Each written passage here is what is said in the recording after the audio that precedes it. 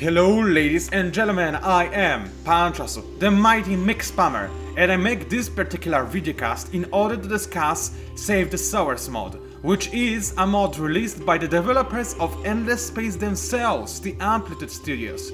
Now you probably do recognize the name Save the Sowers. This is how us, the community, called a certain movement that we started because we believe that the Sowers as a faction are so underpowered that they definitely needed some loving and a lot of help. So the devs listened to us, for which I am eternally grateful. They are one of my favorite devs, and I don't think there's anybody who would disagree. And they came up with a bunch of balance changes which they wanted to discuss with us.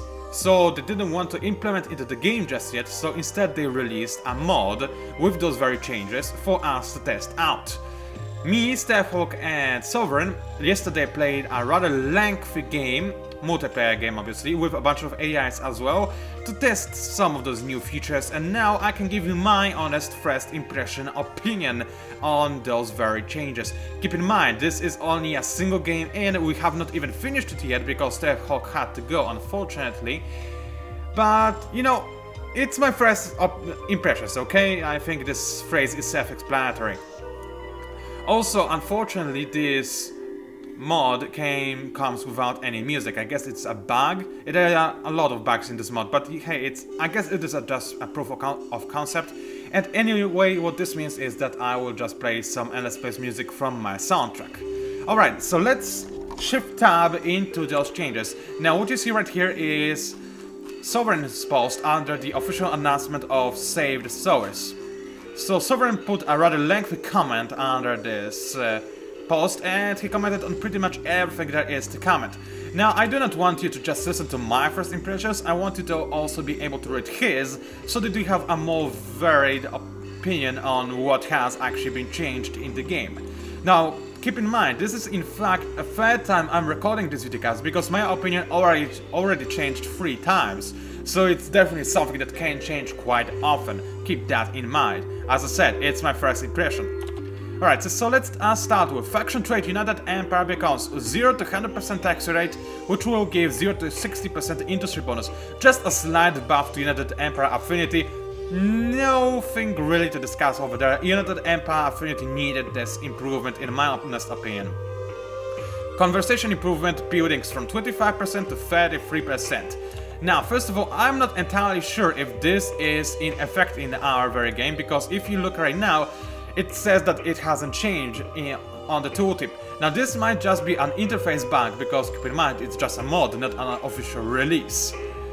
But I guess I could test this, but regardless, it is important to talk about this change, because if it is already in effect and it's just an interface bug, then it's difficult to really talk about this. I kinda like this and don't like this at the same time. The reason why I like this is because it allows factions like me, the Sowers, who start with space cadets, but at the same time have a decent amount of production, industry production.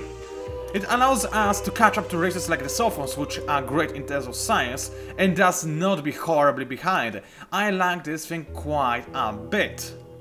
However, I can see a problem with that, being that if you are playing as a faction with little industry production and maybe little science production as well, but instead you have, for example, a lot of dust production, then you are screwed, because there's nothing you can do against other factions which will just have straight out better everything than you could possibly have. So it could use some more thinking, some more games played, and I don't really want to specify my current opinion on this change, and I'll talk a little bit more about this later, because I think you'll see why. Next is the Sowers conversion food to industry. Convert 30% industry to food instead of 40%. Now, most people were shocked by this, because we started our movement to Save the Sowers, and what we got is a nerf to their affinity. However, it is important to know that also a bunch of other things have changed, and in my current opinion, I say my current opinion because yet again it might change very soon, very rapidly, it was needed to actually keep balance, because with the addition of other new changes, sowers right now are pretty powerful, and I'll talk about why when we get to those new changes. So right now, that's all I will say about this change. Sowers minus 50% support module cost is now a trait, which costs some stuff. Okay, right, I have nothing to really comment on that, to be quite honest. So, yeah, I have nothing to comment on that, as simple as that. I would have to play the game as soft ones, or maybe have a deeper look into the current cost of custom faction traits and affinities to actually be able to talk a little bit more about this. There's a new trait now which gives more experience on ships, and this is no longer a default thing with the United Empire affinity. Instead, United Empire starts with this trait. Alright, I like this, I think it's a good idea, nothing else to add. It allows us to create a little bit more versatile custom factions, while also making sure that the United Empire is still well balanced despite their recent buff. Planetary fleets and infrastructure descriptor have new values. This is an incredible change all across the board. Now the devs have not really went into details, so I have to go through all of my planets to show you the new recent changes. So first of all, Tundras. Right now they give you 6 industry per population of planet, but they only give you 2 science per population of planet, which is a decrease in science and increase in industry.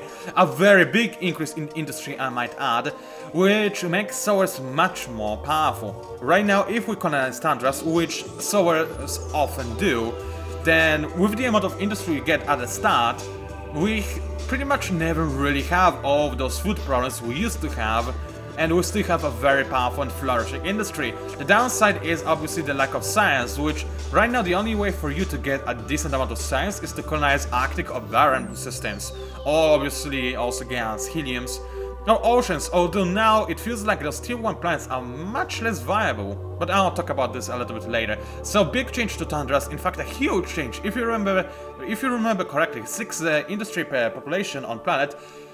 In the previous version, we never had anything that gave you as much industry except for gas giants. And that's it. And also you have to keep in mind, Tundras can also be exploited with additional industry, which makes it even more ridiculously powerful. So it's a huge change and a very big, increase, especially for factions like sowers and maybe automatons. This might be a side effect that we have not discussed yet, I'll have to think about it. Medium arid have also changed. Now they give you more dust, but +2 to everything else. Ouch! Why do I really want to colonize arids now? For extra dust? Well, I guess because of other new change in this Save the Sowers mode, it is actually important to have more dust because you'll lose it very easily. I'll talk about why in a second. But still, just this dust, I guess arids are now even better when you want them to actually give you dust, but I'm not overly, I'm not too sure if this is a really good idea. Right now, if I had a choice between colonizing arids and Tundras, I would always go for Tundras, hands down. Unless I was going for economic victory, obviously. Asteroid belts, they didn't really change like at all, so nothing to really talk about them. I do not need to. Now let's move on to oceans. Oceans, they have not changed. I'm not too concerned, I'm not too sure if this is a very good idea, because some of the new planets are now crazy in terms of specializing in a single thing like industry or science, and those tier 1 planets are now much less interesting to me. For example, if I want to have an empire that is focusing on industry, I'll just have lavas or gas giants methans all around the board. I will not go for jungle planets like I used to, because in the past jungle planets were good. You would have a lot of population, which would eventually make up for the fact that they gave you slightly less industry production or science in terms of when we talk about oceans. But now it feels like, I need to do the math, okay, but it feels like tier 1 planets are just not as good as they should be in my opinion, considering how rare they are and how hard it is to terraform anything into tier 1s. Lavas. Now hold on to your pants, +12 industry on planet per population mark. Wow! Lavas are great now, especially when you exploit them. This is just unimaginably huge, and they allow sowers to actually colonize lavas very early on, because with the amount of food that the lavas produce now, because of the solar trait, which, keep in mind, changes some of your industry into food, you can now quite safely colonize lavas. Obviously, this approval is going to be of concern that you will have to take into consideration, but food is no longer a problem. So yeah, it's a very, very big change, and in fact, even in this playthrough, I started colonizing lavas very, very quickly. But why? I'll talk a little bit more in the future, because there's also another thing that is taking effect in that. I'll talk about that in a second. Man, my English is really failing me today, I'm sorry. I know it's not the best video I ever made, which is hardly something new, I know, but still, I expected better of myself.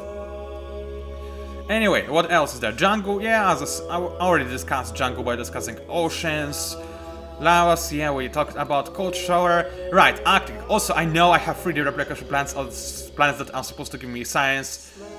Yeah, I'm sorry about that. Let's not talk about this, alright? I'm just talking about balance and the current meta of this new mod. So Arctics now, give you +9 science, 1 dust and 1 food per population mark. Wow, that's a fairly big change. Not as big when we compare it to lavas, obviously, but also it is a big change. Obviously, still, you do not really want to colonize Arctics early on, because it would be very difficult to make anything on them, since they have no industry production and only 1 food. So they're the kind of things that you want to colonize as later on in the game, when you have a system which already produces a nice amount of food or industry. Same goes for Barren, but look at that, +12 science! Wow! 12 science is a very big deal, just in case you were wondering. Also, now Barren gives you +1 industry instead of +1 dust. What this changes? Well, it just makes colonizing Barrens slightly bit simpler, especially for sowers, but pretty much for everybody else as well, by a tiny amount. Previously, it was very difficult to do anything with Barren, with no food and no industry production other than just your colonial base. Now you actually start with some industry, and this allows you to, you know, actually start exploiting a planet without waiting for 25 turns. So it's a fairly big change. Also, with the amount of science you can now get from Barrens, yeah, huge amount of science, a really, really big one. What else is there? Well, there are deserts, I believe. I should have one right here, and it's just like Arctic but obviously it gives you dust instead of science. Man, my English is really horrible, I'm sorry. And those are, I believe, all planets. Oh, actually, those are also gas giants, which, look at that, +20 dust instead of +10. That's double the amount of dust, all science, all industry, when we talk about helium and methane gas giants, which give you bonus to industry or science, respectively. So it's a very big change, and now with this tech that we recently gained called DOVN construction, I hardly see a reason not to have those gas giants. If you want to have an empire which specializes in making, I don't know, dust or industry or science, and there's little reason not to have them. Obviously, approval is going to be an issue, but there's a little new mechanic that actually can help you fix that, which is... wow, there's really a lot of complicated consequences of this new patch, but we'll get to that yet again. Factions fatigue, Horatius, fatigue recovery up from 50% to 100%, nothing to comment on that. Colony module cost increased. Well, this is because of a different change, so I would say that this is okay, let's say. And I do not really think it is too important to talk about this, because otherwise you would be able to colonize things too easily. Maybe, maybe not. It still requires some more testing. Trade routes have been buffed across the board, very good. They were kinda useless in the past, even if you had trades like merchants or stuff like that. Now they're actually a little bit more viable, and I support any buff of them, just like Sovereign does. Colonial bases now give +5 industry and food bonus per each colonized planet on a system. This is in fact a change that I proposed, only it is significantly buffed. I only asked for... when I thought that colonial bases should be buffed, I only meant like a slight increase, and not per planet, but just a normal buff to the entire system. Now they're much more powerful, and Well, I really like this because obviously I was the one who suggested that. But what this allowed me to do in this game? First of all, I have my system, and as it always goes with home system, it gets maxed out relatively quickly. So what I do, I colonize a new planet, and what happens then? Surprisingly, I mean not surprisingly, but suddenly I gain +5 dust and industry, and la-di-da, I'm this much more powerful. My home system can just spam those expansion ships like there's no tomorrow, which is why I am happy the cost has been increased, because otherwise this would be crazy. But what else does it mean? Well, I colonize a new system, and la-di-da, right from the start, I have obviously my, hey, get over here. I have my colonial base, which gives me extra 5 dust and, 5 food and industry, which is huge. All of a sudden my newly colonized system is very quickly capable of supporting itself rather well, and then what I do, I expand to a new planet within said system, and la-di-da, all of a sudden extra 5 industry and food, which allows me to actually have my new systems going on so quickly that it is just amazing. I really like this change. I really do. And there was something else about this change I wanted to talk about. I forgot. Oh man, I hate when this happens. Oh well, doesn't really matter. And then it also is important on systems like this, which I could colonize very early on because I had this colonial base, and la-di-da. I colonized a lava, but because of colonial base, I have way more food and industry than I would normally be able to get. And as sowers, it is very important for the sowers, and this is why I believe the sowers have been saved, because we turn industry into food, right? So with this new colonial base, we can actually abuse our tolerant trait to colonize lavas early on, because now we started with a decent amount of food produced by this colonial base, and because of a huge amount of industry from both the fact that we colonize a lava and this colonial base, we can convert some of this food, some of this industry into food, and thus actually colonize lavas early on with no actual real drawbacks. I did it in this game and I had no problems whatsoever. Not even approval was a big problem. I just lowered my taxes, but it was okay. So honestly, I think the sowers are no longer in need of help in this current metagame. I like the change, I like it quite a bit. But we have not finished discussing these things yet, because there are some more convoluted changes that can actually prove me to be horribly wrong, so let's continue moving forward. Now, added expansion effort mechanism. Every system loses dust and food equal to -2. Wow. So, honestly, it would be violet. Okay, anyway. Now, honestly, think about this. I have not really noticed this change at all. But why was that? It's because I started with a really small, in a really small constellation compared to other players. Well, I counted the amount of planets and systems I have compared to, for example, my opponents like Sovereign, who played as Hishu, and he started with way more systems and planets than I did. Same applies to most of other players. Actually, because it looks like they have more or less... Well, then again, no. I only start... My constellation is up to Welcome. Those are things that I conquered later. So... I don't know, I just ran out of expansion plays very quickly, so I wasn't really able to test this thing all that well, because I wasn't expanding well enough to actually feel the consequences of this change. Right now I was kind of just like, meh, doesn't even matter. However, what is important to know is that now food loss, I didn't feel it, but yet again, I was playing as sowers and I didn't have a lot of place to colonize.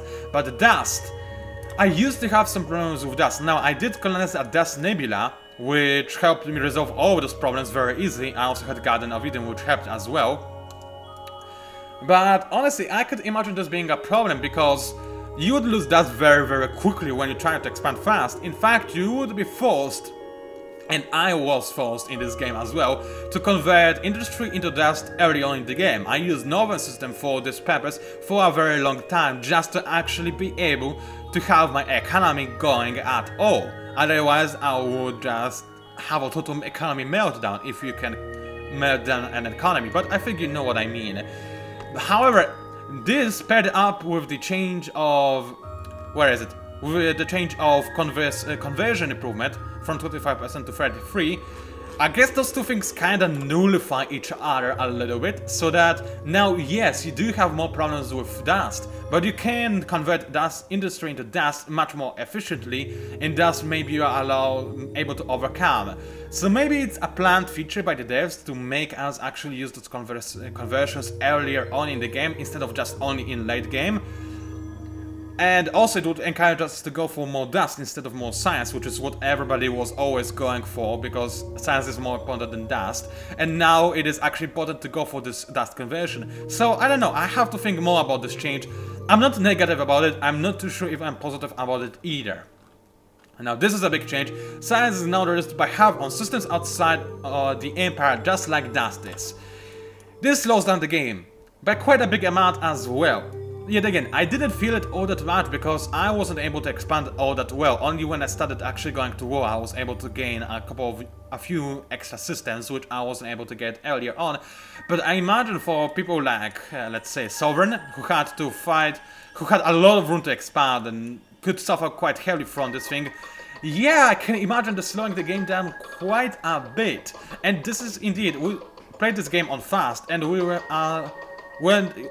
nowhere near the finish when we actually had to stop because Steph had to go. So yeah, it slowed down the game by quite a bit, which is not ideal, let's say. We should be given the ability rather to pick the game speed as we choose, but if the fastest game speed is not really all that fast, then I can see some problems. Maybe it could be changed by adding yet another speed setting, for example fastest instead of fast, or slowest instead of slow, and then tweaking up those numbers a little bit. Maybe this would help, I don't know. I don't really like this change though right now. It could work with some tweaks, I guess, but I don't think this should be touched. Expansion disapproval is applied as the following from now on. Minus 25% under players' influence, plus 50% under neutral or allies' influence, and plus 100% on under enemies' influence. So what this means right now is that if you have your systems surrounded in your influence, then they are going to hate you way less. But if you have surrounded them in enemies' influence, then they are going to pretty much be stuck until they turn into a full-fledged colonies and they have their own influence. Now this created a huge amount of controversies all across the board. Personally, I don't really hate this change all that much. Reason being that after you get this influence area, and you get it relatively fast in my honest opinion, then you do not have really anything to worry about, and you can in fact do something about your expansion disapproval, and your people will hate you less, thus allowing you for some more fidelity in your gameplay, which I like. However, yet again, I played as a really small confined empire, and I really didn't have a lot of room to expand to. So if I were to play as an empire which expanded everywhere, then I guess I could suffer much more, because I wanted to be able to just surround some of my newly conquered systems in my older conquered systems area of influence, and then I would suffer from this greatly, probably. So yeah, I think this could be something that can really make expansionists suffer by quite a bit. However, other people also argue that this makes Stellar Guardians overpowered, because for example, Sovereign was complaining that his system Giovanus was enveloped in enemies' influence area and Fatih as well for quite some time until they turned into actual colonies. I'm fine with that, that was his problem, and this is just adding a little bit more depth into the strategic aspect of the gameplay. Yes, those systems were inside the enemy's influence area, but that's just one of the perks of the Horatio race, which he countered with his own perks by having a stronger military and conquering the Horatio and then freeing, in a way, his systems, which actually were not that great to begin with, so I don't know why he complained. But still, I hope that you understood where I'm coming from.